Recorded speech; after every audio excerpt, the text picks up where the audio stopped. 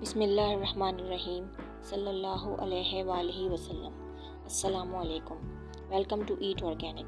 दुआओं के लिए जब भी हाथ उठाएं तो खुदा से दुआओं में सेहत ज़रूर मांगें, क्योंकि सेहत हज़ार नेमत है। नेचर हमारे लिए गुड फैट्स बनाती है, मगर हम इंसान, हमारी मशीन्स, हमारी इंडस्ट्रीज़ इसको जिस तरह से रिफ़ाइन करती हैं, जिस तरह से प्रोसेस करती हैं, वो इसको बैड फैट्स में कन्वर्ट करती है। आमतौर पर हम जो घरों में पकाने का तेल इस्तेमाल करते हैं, जैसा कि कनोला ऑयल, सनफ्लावर ऑयल, तो लोग समझते हैं कि ये हेल्दी हैं। इसमें उन लोगों को भी ब्लेम नहीं किया जा सकता, क्योंकि हमारी मार्केट इंडस्ट्री, हमारी advertising industry in vegetable oils को हेल्दी बताती है। तो ये वेजिटेबल ऑयल क्यों इस्तेमाल नहीं करने चाहिए? हम समझते हैं कि शायद इनके साथ वेजिटेबल का वर्ड एसोसिएट है, तो ये हेल्दी हैं। ये ऑयल वेजिटेबल सीड्स से निकाले जाते हैं। तो जब इन सीड्स को इंडस्ट्रीज़ में रिफ़ाइन किया जाता है, प्रेस किया जाता है, कंप्रेस किया जाता है हीट के ज़रिए, टेम्परेचर के ज़रिए, ऑक्सीजन के ज़रिए, तो ये बहुत ज़्यादा टेम्परेचर सेंसिटिव होने की वजह से ऑक्सीजन और हीट से इतने ज़्यादा रिएक्टिव होते हैं कि वो फ़ौरन रिएक्ट करके अपने पास बड़े डेंजरस ट्रांस फैट्स बना लेते हैं, जो कि हमारी बॉडी में जाकर नुकसान पहुंचाते हैं और इन्फ्लेमेशन से रिलेटेड जितनी भी बीमारियां हैं वो पैदा करते हैं। मज़ीद ये कि इंडस्ट्रीज़ में प्रोसेसिंग से गुजरने वाले तेल ना सिर्फ ऑक्सीडाइज होते हैं, बल्कि इसमें पाम ऑयल की मिलावट भी की जाती है। जी, पाम ऑयल जो कि साबुन बनाने के लिए इस्तेमाल किया जाता है और चीप रेट पर अवेलेबल होता है।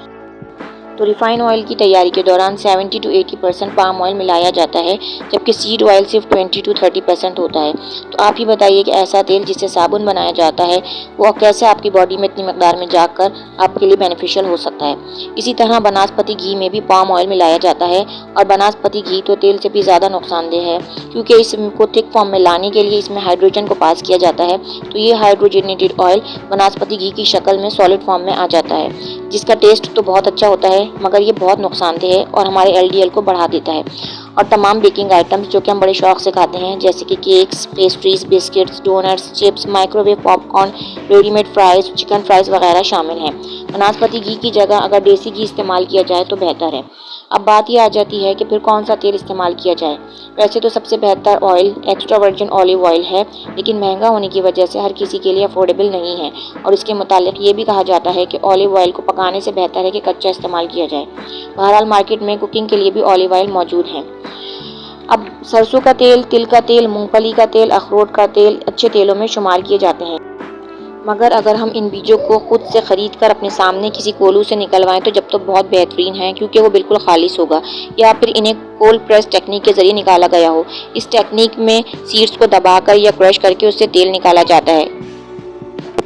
इससे उसके न्यूट्रिशनल वैल्यूज़ भी ज़ाया नहीं होते और ना इनमें कोई केमिकल्स की मिलावट की जाती है, और इनकी पैकिंग पे भी कोल्ड प्रेस मेंशन किया जाता है।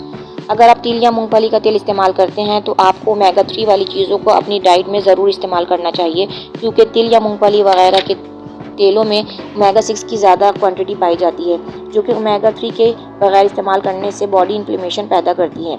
ओमेगा 3 मोटी चर्बी वाली फ़िश में होते हैं। इसके अलावा फ्लैक्स सीड्स में, तो मलंगा में और अखरोट वगैरह में ओमेगा 3 पाया जाता है। अगर आप ये तेल भी इस्तेमाल नहीं कर सकते तो फिर आप सरसों का तेल इस्तेमाल करें, क्योंकि इसमें ओमेगा 3 और ओमेगा 6 का रेशो दूसरे तेलों के मुकाबले में ज़्यादा बेहतर होता है, और इसका हीटिंग पॉइंट अच्छा होने की वजह से इसे डीप फ्राई के लिए भी इस्तेमाल कर सकते हैं। एक बात और, चाहे तेल जितना ही अच्छा हो, गलत तरीके से इस्तेमाल करने से हमारी बॉडी को नुकसान पहुंच सकता है। हम लोग अक्सर डीप फ्राई करने के बाद बचा हुआ तेल रीयूज़ करते हैं। जाहिर है कोई तेल को फेंकना तो पसंद नहीं करेगा, लेकिन तेल एक दफ़ा जब गर्म होने के बाद ठंडा होता है तो वो ऑक्सीडाइज होने लगता है और इसमें मौजूद गुड फैट्स ट्रांस फैट्स में बदलने लगते हैं, और फिर वही होता है जो कि मैंने आपको वीडियो के शुरू में बताया कि ट्रांस फैट्स हमारी बॉडी में जाकर इन्फ्लेमेशन, आर्टरी ब्लॉकेज जैसे मसाइल पैदा करते हैं। नतीजतन हार्ट प्रॉब्लम, डायबिटीज़, ओबेसिटी, यहाँ तक कि कैंसर जैसे अमराज भी लाक हो सकते हैं। इसलिए डीप फ्राइड चीज़ों का इस्तेमाल कम से कम करना चाहिए।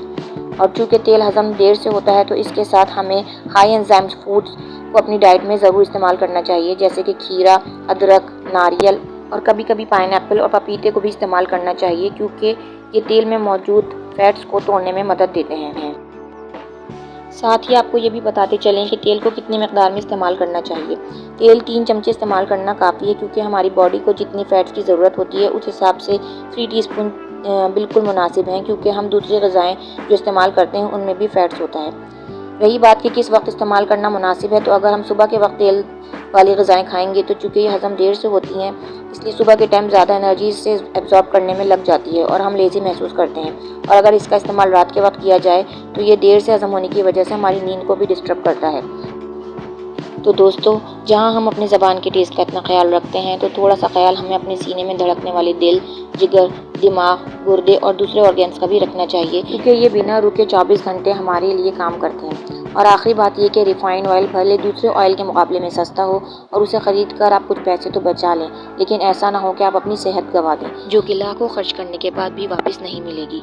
इसीलिए किसी भी चीज़ को खाने से पहले ये ज़रूर सोच लें कि ये आपकी बॉडी में जाकर क्या करेगी।